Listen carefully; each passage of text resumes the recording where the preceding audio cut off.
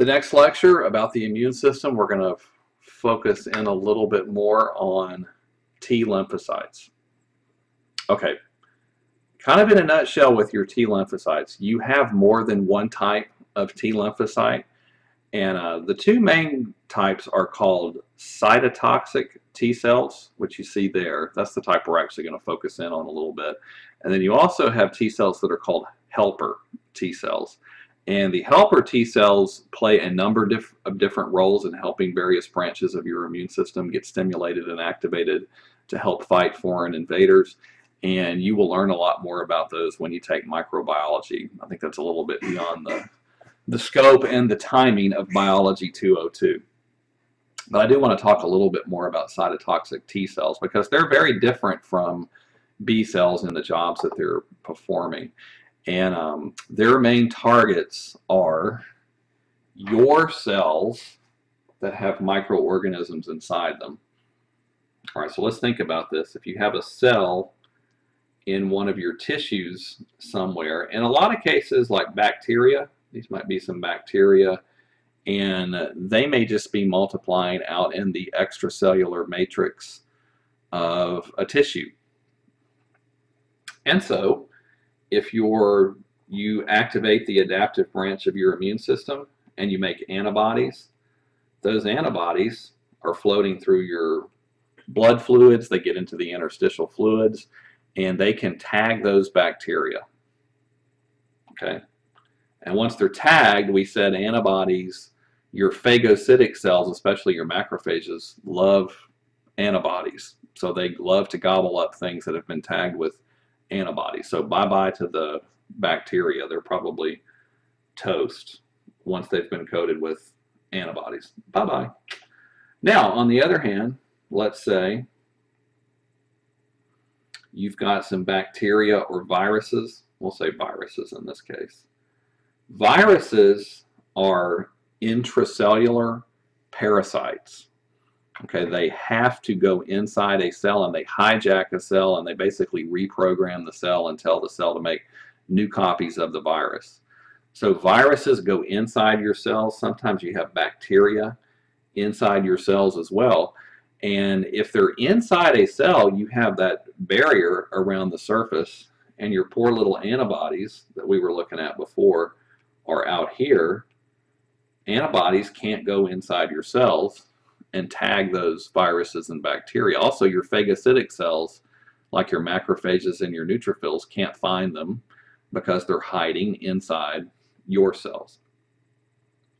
This is where your cytotoxic T cells are going to come in. They're going to wind up being weapons that are able to identify your cells that have viruses or bacteria inside them.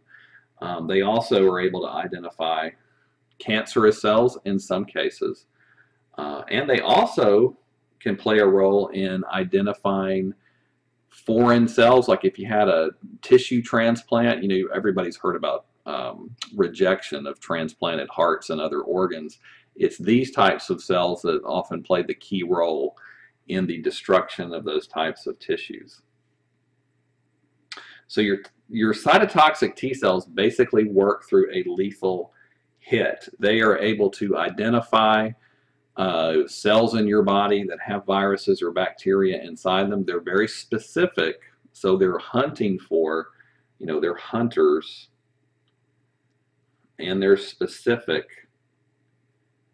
They look for cells that have very specific bacteria or viruses inside them, and once they identify those cells, they release proteins that are called perforins, and kind of like the name sounds, those are hole punching proteins. They actually insert those in your cells that have the bacteria or the viruses inside them, and then they send in some special enzymes called granzymes. And what those granzymes do is they stimulate a pathway called apoptosis or apoptosis. That is cell suicide. Basically, it sets off a chain reaction that causes the cell to kill itself. It digests its own DNA, it digests its own genetic blueprints, and then it dies. All right, and so this diagram is kind of in a nutshell showing you how that process works. So T with a subscripted C there is supposed to be a cytotoxic T cell. And a cytotoxic T cell is hunting for your own cell. So target cell there is not a foreign invader. It's your cell that has bacteria or viruses inside it. And it's able to recognize those cells, attaches to them, and once it attaches, now we're zooming in on the interface between these two cells. Your cytotoxic T cell dumps out these perforin proteins that punch holes or create pores in the membrane of the target cell. And again, that's one of your own cells. And then it sends these granzymes through those pores, the little circular things there, are enzymes that travel through those openings. And once inside there, they set off a chain reaction. Okay, so and that chain reaction is called apoptosis, and it activates a bunch of enzymes that break down cellular components and even break down the cell's own DNA, where all of its genetic blueprints are located, and so the cell dies. So cytotoxic T cells kill your own cells. And you might say, well, that sounds kind of nasty. Well, it's more or less it's sacrificing some of your cells to stop the spread of a virus or bacteria that are hiding out inside your cells, or in some cases cancer cells. Once cells have become cancerous, I mean, obviously that's a good thing if you have cytotoxic T cells that are capable of identifying cancerous cells and eliminating them from your body. So cytotoxic T cells are really crucial for our immunity against viruses and some types of bacteria that go inside your cells. And when you, so you do generate memory with these types of cells as well. You have memory T cells. So when you get infected with the same exact type of virus a second time, you generate a whole bunch of these cytotoxic T cell warriors that are able to hunt down where that virus is hiding inside your body, and it winds up zapping its hiding locations.